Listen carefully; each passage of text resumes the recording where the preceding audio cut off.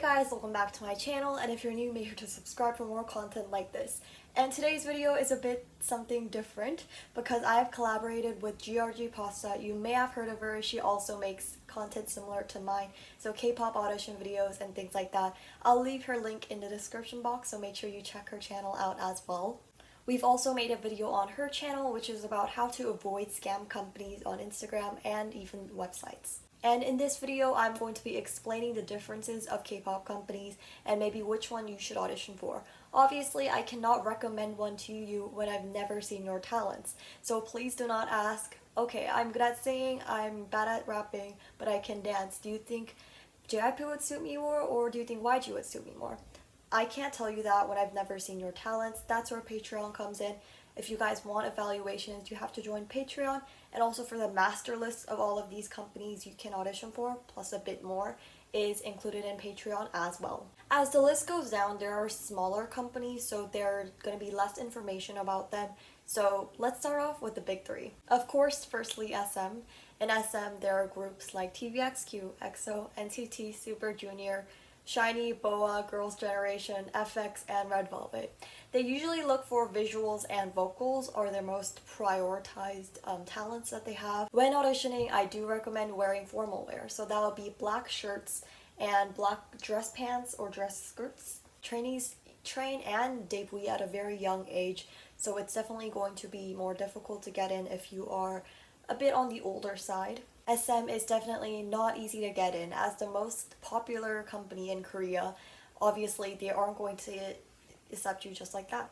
They do really focus on extreme dieting, which is awfully unhealthy for idols and trainees, and even if you are a skinny type, you still have to do diet. I feel like this is a misconception that a lot of people have, that if you're skinny, you don't need to do diets, you're all good, you're free from that kind of stuff. But no, they expect everyone to do the same diet, the same healthy eating, and things like that. BoA once mentioned that they are looking for a blank canvas that they can draw on. So this means that you have potential, but your skills aren't developed yet. SM wants to develop your style into their style. So make them yours, I guess. As an SM trainee, you do need that confident idol vibe even from the start. SM is really rigorous and hard to get in and hard to train, but your success is basically pretty much guaranteed because SM is such a big company. And the good thing about SM is that age does not really matter. They debut really young children to really older young adults, I guess. Like Irene debuted at a pretty old age compared to other K-pop idols, whereas Yeri debuted at a pretty young age, so it all really depends. The second entertainment, YG Entertainment, has Big Bang, AKMU, 2NE1, Winner, Icon, Blackpink, and Treasure. Rapping, dancing, and girl crush, and for boys it's dark themed. They rarely debut any groups, and figure is important, figure trainer, dietitian. Talent, non-potential, and bias is strong. Need confidence in your talents and unique or different style or visuals. And the next one is JYP Entertainment. JYP has groups such as 2PM, GOT7, Day6, Stray Kids, Wonder Girls, Miss A, Twice, and ITZY. They look for passion, dancing, and also ego, surprisingly.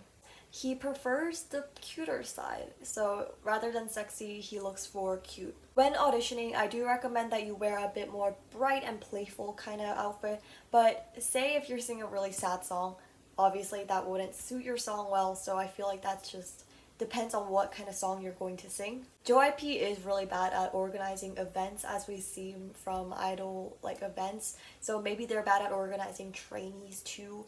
We aren't sure, but that's like the assumption we can make. They are more attentive to public opinion and what the fans actually want instead of just what they want and what brings the most amount of money. And they are really caring about the idol's health and lifestyle, things like that they really care about. So having a healthy diet, having a healthy workout, fitness kind of thing is all included in that. And because of this strict health lifestyle, they also do weekly weigh-ins just to see if your weight has decreased or become more healthy. They don't really care about looks too much, but they do really look for potential. So they actually prefer young trainees, so 20 plus would not really be a good idea unless you've got already the visuals, the talents, the looking Korean part. The fourth entertainment is Big Hit Entertainment. They have BTS and TXT. They want talent and unique visuals, and you have freedom to write music. They are good at promoting, and they have subsidiaries such as Source Music, Pledis, and Bellyfit. Big Hit looks for boys only, while Source Music and Bellyfit looks for girls only. Do not audition for Big Hit if the only thing you want to do is to meet BTS in real life. Stand out and be noticeable. There's a video on how to stand out on Luvie Irene's channel. And the next one would be Cube Entertainment. Cube has groups like 4 Minute, Beast, Hyuna, Rain, B2B, CLC, Pentagon, and Idol. They really don't have a specific style. I feel like every single group has their own unique style to it. They aren't too harsh on visuals, but talents do matter, and they also give the freedom to write their own songs, have some music creativity, and they're also open to diversity. As you can tell from Idol, half of their members are non-Koreans. And the next one, oh boy, we are going to talk about Pledis Entertainment. Pledis has groups like After School, Orange Caramel, Newest 17, and Pristin. They really look for the perfect package, which means you need to have both visuals, talent, both of them. And by talent, I mean singing, dancing, rapping. Maybe like one of singing and rapping, and dancing definitely. But they really look for the perfect idol image. They really do look for fresh looking visuals. So if you look at Pristin visual, or if you look at After School's visual, they all have that kind of fresh vibe. They are known to have very, very harsh training, but they are really high quality training, so they're definitely going to train you well, and your skills will definitely improve. They actually do not care about weight so much, but they are known for really mistreating their idols. Even the staff, literally everyone just mistreats them in the company. If you see some of the 17 mistreatment stories, I'm sure that you can find a lot of situations where they were mistreated, but there are also have poor management, so they cannot manage groups. Like if you see how After School, like what happened to that? And Pristin, obviously, I'm sure we can all agree that Pristin disbanded for no reason at all without even telling the public. So that kind of thing, they are really poor communication as well. But they do have the freedom to write songs and, express themselves musically. The seventh company is Starship Entertainment. The groups in this company are Sistar, Boyfriend, Mad Clown, Monsta X, Cosmic Girls, and Gravity. They have a lack of proper promoting and a lack of legal support, plagiarism. The eighth entertainment is Jellyfish Entertainment. They have VIXX, Goo Gooden, and Very Very. It was rumored to be a nice company, but after the Goo Gooden situation, it is unknown. Biased and push out members that do well, but you're less likely to be popular with this company. And the next one is FNC Entertainment. Some groups include FT Island, CN Blue, AOA, and Flying, SF9, and Cherry Bullet. They are really rude to their idols. So if you see SF9's story is about being mistreated by the companies, you'll definitely get the idea of how that company runs. They're also terrible at promoting groups. I feel like AOA only really popped off was because the song was good, but their promotion was really terrible for other groups. Obviously, we all know this, but Mina was basically ignored when she was going through a really tough time mentally, and they didn't offer any mental health help, nothing like that. They did just kind of ignored her just because Jimin was a popular member and made the most amount of money, while Mina didn't, comparably. I'm not too sure about this, but they also did stock manipulation for FT Island, which is just messed up. However, they do look for good proportions and taller people. Playing instruments, especially band instruments, is a benefit to being in FNC Entertainment. Next one is a bit better, but there is Rainbow Entertainment. There is Mamamoo, Wannabes, and Wannabes. They look for good vocals and just talent in general. They don't really care about visuals too much. They are respectful to the idols, and they have the freedom to create their own solo song, create their own YouTube channel, and such things like that. The only problem is that the lack of promotion and the lack of devotion. So when Mamamoo came out, they just the promotions are very lacking in comparison to the popularity of the group. I feel like these days they're a bit of improving just because they're getting a bit more popular, Mamamoo and the company as well. Okay, so the next one is my favorite company out of all. Drum roll please, everybody.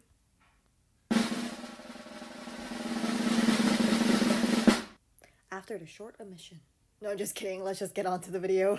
And that is Fantagio Entertainment. They have Astro Ongsungu from 101 previously, and also Wikimeki.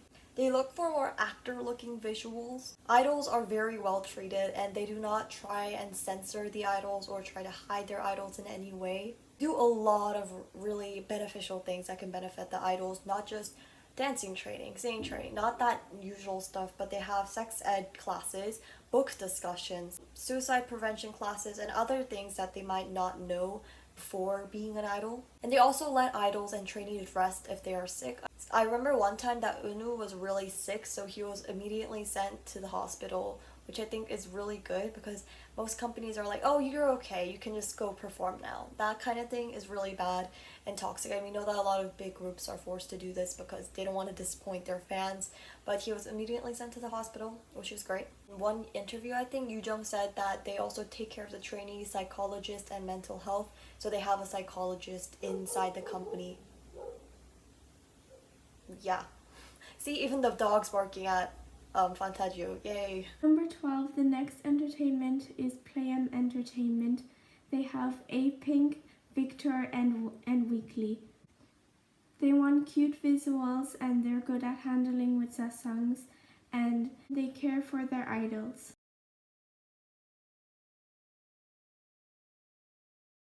They look for doll-like and young-looking visuals, and they prefer young trainees. The staff are treated poorly and without respect, so that means the artists could be treated poorly too. It's rumored that the company is like a dictatorship. Number 14, Yuehua Entertainment has Cosmic Girls and Everglow. They look for visuals and body proportions. Flexibility is a benefit, and if you are Chinese, this would be a better choice. And the next one is WM Entertainment. They have artists such as B1A4, Oh My Girl, and One Of. They look for visuals and talent, and they usually give idols independence.